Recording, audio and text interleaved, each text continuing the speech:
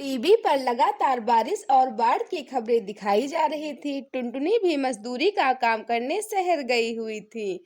टुनटुनी गांव के जंगल के पास बने एक पिछली बस्ती में अपने बच्चों के साथ रहती थी। शाम को लौटते हुए उसने दुकान पर चल रही खबर को सुनी तो वह घबरा गई। आज की बड़ी खबर, कई निचले इलाकों में बने घोंसलों में पानी घुस गया है। आलम यह है कि कच्ची बस्तियों के जंगल में रहने वाले सैकड़ों गरीब पक्षियों का सारा सामान बह गया है। यहाँ तक कि पक्षियों के पास आटा, नमक और खाने का राशन भी नहीं बचा। कई पक्षियों को अपने रिश्तेदारों के घर जाकर रात गुजारनी पड़ रही है। जल्दी से जल्दी सब लोग निचली बस्तियों को खाली कर रहे हैं। अरे काका, ये खबर कितनी देर पहले की है? ये तो सुबह ही आ रही थी। क्या हुआ, कोई परेशानी है क्या बिटिया? हाँ काका, मेरा घर भी निचली बस्ती में है। मेरे तो पति भी नहीं रहे और मेरे बच्चे वहाँ अकेले हैं, इसलिए मैं चिंता में हूँ। अच्छा बिटिया, मैं चलता हूँ, ध्यान रखना। पता नहीं घर का क्या हाल होगा। कब से सोच रही थी कि घर को ठीक करवा लूं, पर क्या करूं? बारिशों में कोई मजदूरी का काम ही नहीं देता। थोड़ा सामान खरीद कर घर ले जाती हूँ। पता नहीं ज्यादा बारिश पड़ गई तो कुछ खाने पीने को भी मिले या नहीं। बारिश की वजह से शहर के जंगल में भी पानी भर गया था। सुनहरी रुको, मैं तुम्हारी मदद करती हूँ। लाओ बाल्टी मुझे दो। माँ, कितनी देर से बारिश आ रही है, रुकने का नाम ही नहीं ले रही। बारिश रुक जाए तो थोड़ा पानी घोंसले से नीचे उतर जाएगा। चिंता मत करो सुनहरी बिटिया, अभी तो रात का समय है। हम कल सुबह ही शहर के जंगल चले जाएंगे। यहाँ रहना खतरे से खाली नहीं। पिंकी और सुनहरी, जब तक तुम दोनों कुछ खा लो बेटा। कुछ देर बाद बारिश रुक जाती है। देखो देखो माँ, बारिश रुक गई। हाँ बिटिया, अगर बारिश रुकी रही तो कोई परेशानी नहीं होगी। अगर फिर से शुरू हो गई तो हमें ये जगह खाली करके जाना ही होगा। टुनटुनी चिड़िया इसी डर से सारा सामान बांध लेती है और सुबह होने का इंतजार करती है। टुनटुनी थकी हुई थी, इसलिए लेटते ही उसे नींद आ जाती है। बच्चे भी वहीं सो गए। सुबह टुनटुनी चिड़िया की आँख खुली तो उसने देखा कि उसकी खटिया के पास ढेरों पानी भरा हुआ था। सभी पक्षी भागा दौड़ी मचा रहे थे। अरे टुनटुनी चिड़िया, जल्दी चलो, निचले इलाके में बारिश के कारण बाढ़ आ गई है। हमें जल्दी ही पुल पर पहुंचना होगा। बाढ़ का पानी बढ़ता ही जा रहा था और बारिश भी तेज हो गई थी। पिंकी सुनहरी उठो बच्चों, हमें यहाँ से जाना होगा। बेटी, अब तो सारा सामान बाढ़ के पानी में भीग चुका है। अब कुछ भी ले जाना खतरे से खाली नहीं।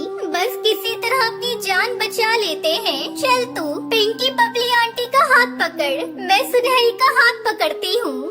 टुनटुनी चिड़िया सुनहरी का हाथ पकड़ने आगे बढ़ी ही थी कि तभी मकान की छत टूटकर नीचे गिर गई और एक टुकड़ा सुनहरी के सर में लगा।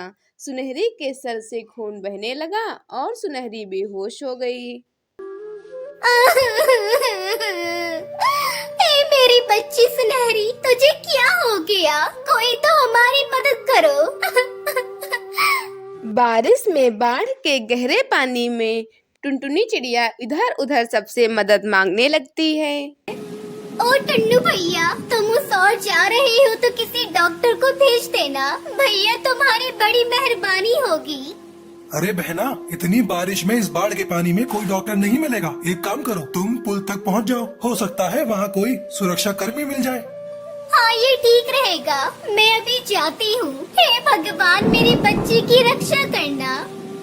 बाढ़ के पानी में तैरते हुए टुनटुनी चिड़िया पुल तक पहुंचने की कोशिश कर रही थी। उधर पिंकी चिड़िया का रो रो कर बुरा हाल हुआ था।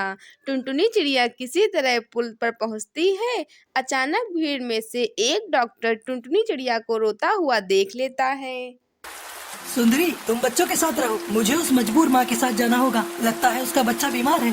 पर इससे आपकी जान को भी खतरा हो सकता है। अगर आपको कुछ हो गया तो? सुंदरी, मैं एक डॉक्टर हूँ। मेरा सबसे पहला कर्तव्य यही है कि मैं अपनी जान की परवाह किए बिना किसी की जान बचाऊं। अगर मैं आज इस गरीब मजबूर माँ के साथ नहीं गया तो कल मैं अपने पेशे और अपने समाज से आंखें नहीं मिला पाऊंगा। कुछ देर बाद सुरक्षा कर्मी आएंगे, तुम उनके साथ घर लौट जाना। मैं किसी न किसी तरह वापस आ जाऊंगा।